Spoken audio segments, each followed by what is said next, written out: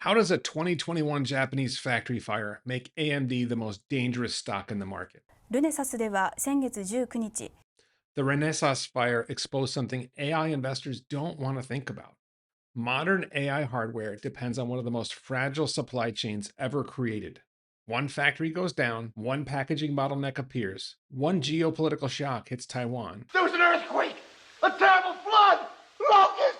and suddenly the entire AI industry has a problem. AMD stock is priced like the AI boom continues flawlessly for years.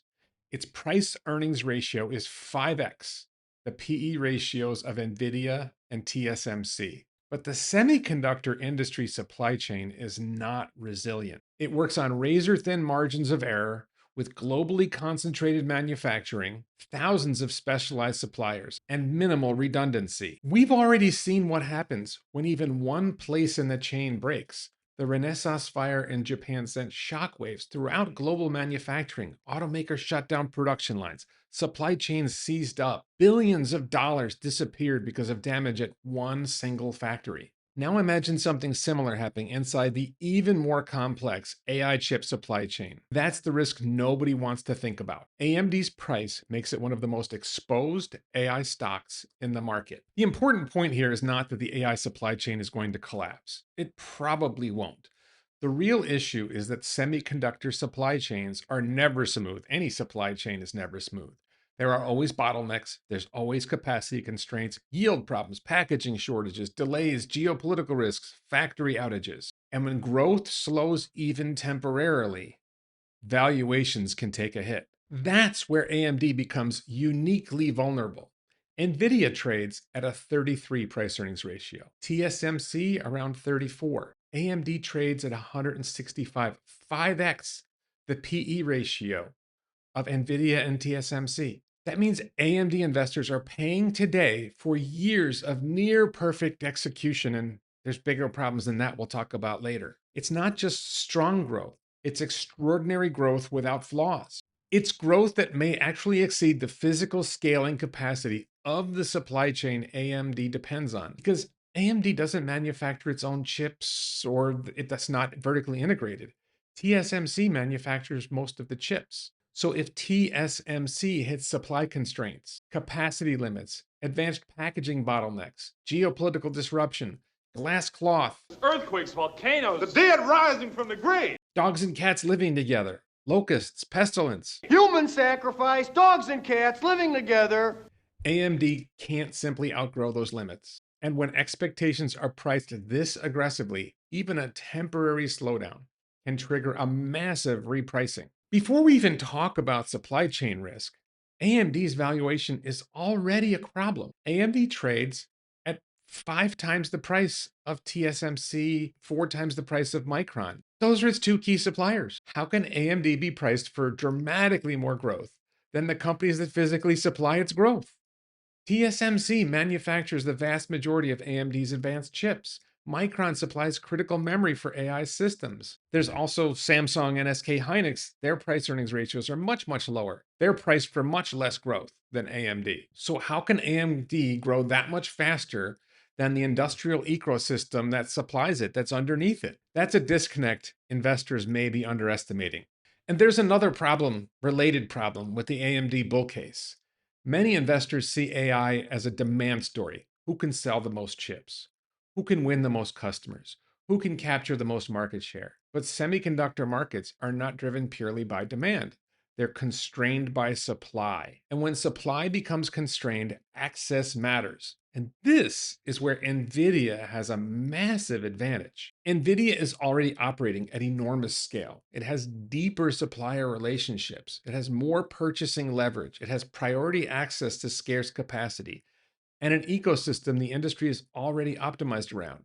So even if AI demand explodes, and I think it will, that does not automatically mean AMD can scale fast enough to justify its valuation, because the real bottleneck is not the customers. The bottleneck is access to the industrial infrastructure required to build the chips in the first place. Now look, maybe AMD succeeds anyway. I think they will succeed to some extent. Maybe AI demand grows so fast and every supply bottleneck gets solved. Maybe TSMC expands capacity fast enough. Maybe the packaging constraints ease.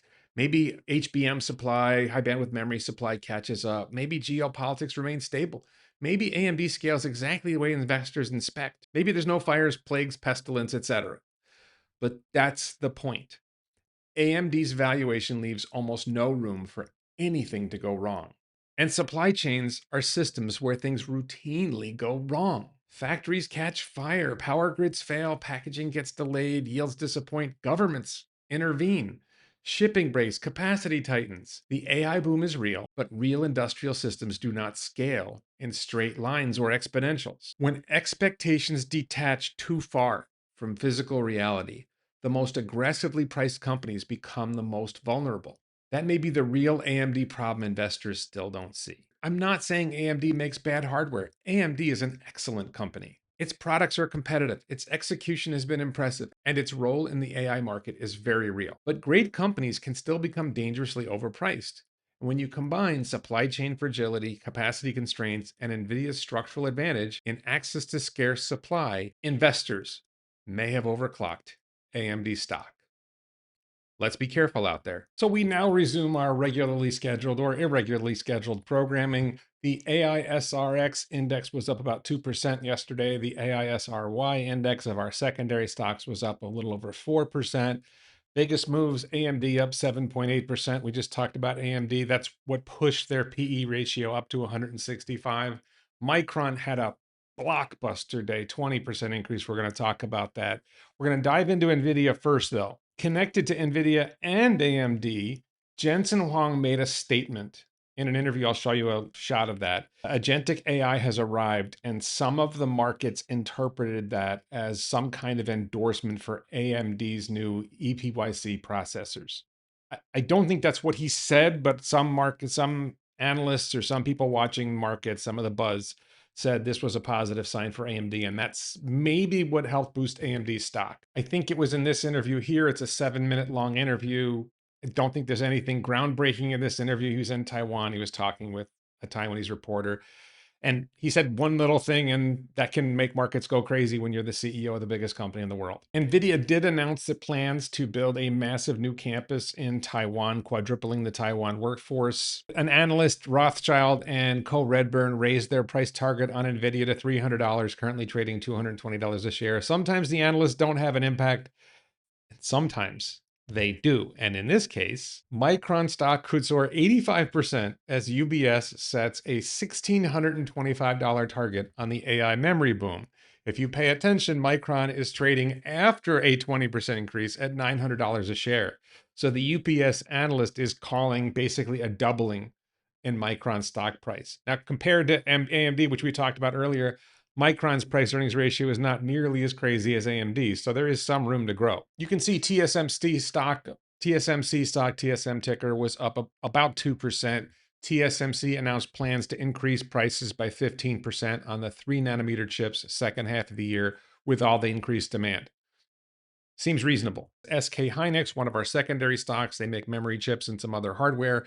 They joined the $1 trillion market cap club. Micron has also reached $1 trillion market cap. Just really quick, I want to show you some of the astonishing growth of these AI stocks. AMD is up more than 4x on a year, $503 a share, up from $114 a share a year ago. Micron is up a 9x, from $96 a share to $896 a share. It's more than a 9x. And the real blockbuster, SK Hynix, up 11x in 1 year. That's in Korean won. I don't know what the dollar won price ratio does to it, but the AI stocks are going crazy. So that's why we're paying attention to AI stocks. There's a lot of potential for a lot of stocks to go up. I'm still a believer that Nvidia and Google might be underpriced. As you saw earlier in this video, I think AMD might be overpriced. If the stock price gets so high that the PE ratio sets the growth expectations beyond what you see from the other AI stocks, especially your supply chain, I don't quite see how those stocks can get there. You know, with Palantir and Tesla, they're in sort of a different world. They operate in a different way. I don't think they have the same issues. But for a company like AMD, for a company like Micron, It's interesting to see how they can possibly sustain the growth that everyone's talking about. I'm not saying it's impossible. It's just there's challenges there. I'll be publishing my next options video tomorrow. If you are a YouTube channel member, an ex-subscriber, or a Patreon supporter, you get access to my exclusive series of videos about long-term call options, how that helps you think about long-term call options itself, but also how it helps you think about long-term investing in general. Please like this video, share, and subscribe, and please join the channel. Thanks so much for watching.